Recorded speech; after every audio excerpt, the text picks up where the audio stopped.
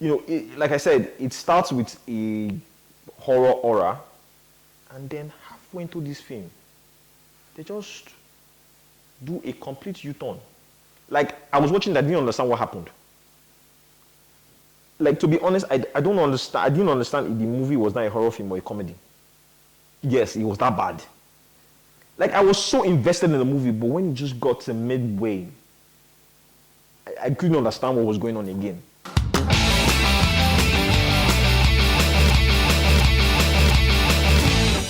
Hey guys, welcome to a brand new episode of Is This Any Good? I'm your host, Mr. Fuzz.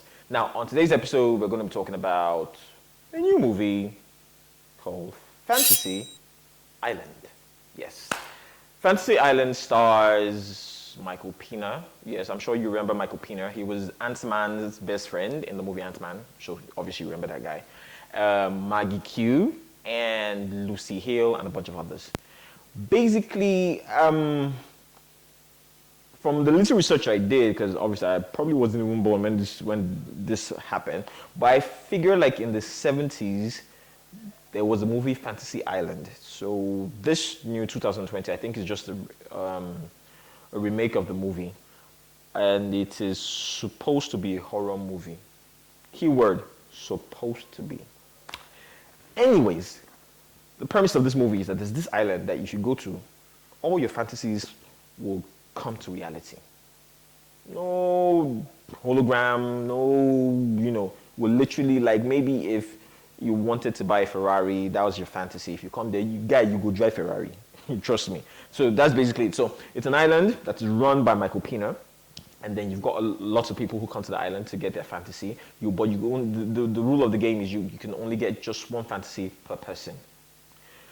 Now, when the guests arrive on the island, nobody understands the dynamics of how do our fantasies come to life. So everybody's trying to ask the owner of the resort, how does it happen? And he tells them that it's the island. That is the island that makes your dreams come true. But then, he gives them a warning. Yes, your fantasy will come through, but that does not mean that your fantasy will end well, because the fact is, think about it. The fact that, yes, you want to have all the money in the world, do you know if you have all the money in the world, if one strange sickness, that your money will come? So I think that was what he was trying to tell them. That, in as much as it will grant your fantasies, we pretty much don't know how the fantasies will end. But regardless, everyone decides to bring out their fantasies and all of that. And then, the movie starts off with a little bit of, like, because it's a horror movie, so you're waiting, to see, the spooks and everything.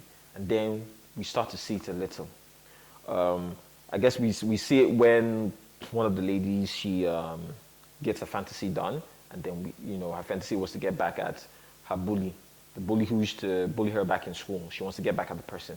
So then we start to see traces of this, horrific thing. And so it builds up. You're just waiting to see, okay, how dastardly can this thing get? How,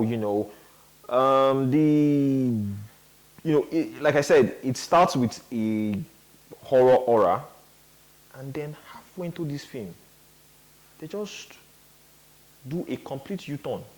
Like, I was watching that, I didn't understand what happened. Like, to be honest, I didn't understand if the movie was not a horror film or a comedy. Yes, it was that bad. Like, I was so invested in the movie, but when it just got to midway, I couldn't understand what was going on again. Like, I was just laughing. There was no horror in this thing. Listen, I'm a horror movie buff. I love horror movies. I live and die for horror movies. You get me? But this one, you're not joining. So, especially the end of the movie. Like, it got to a point I started asking myself, is this a Disney movie? Like, is this a Disney fairy tale movie? Because what's going on here? This is not what I signed up for.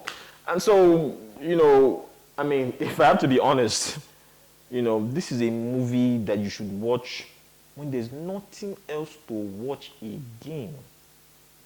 Like, maybe you have seen all the movies that you want to watch, and then, you're just bored and you just want to, kill time. This movie is the best movie to prescribe. That kind of movie, you just say, There's nothing. Let me just on. There's nothing on Netflix. There's nothing on this one. There's nothing that's showing on the cinema. Let me just. It will help you. But if you carry your full mind, your energy to say you want to watch this movie, you will 100% be disappointed. My God. See, I like the way. How do I put it now? There was one part, and let me not just kill the movie totally, but there was one part where you start seeing that every person on the island were connected, which was really, really nice. I like that part, you know, the way they put the connection with every guest on the island. But then how we now eventually see who was behind everything, the reason for behind, and how the person was dispatched. Oh my goodness. Then you start trying to think, the people that died, why did they even die safe? You know, so it's just like I said, if you have nothing better to do, if there's nothing for you to, you should watch this movie. So if I have to rate this movie, I'll probably give it like 4 over 10. Yeah. Okay, let me just give it 0.5. So 4.5 over 10. So basically, that's it about this movie. So anyways, that's it, and I will see you on our next episode. Mr. Fuzz, signing out.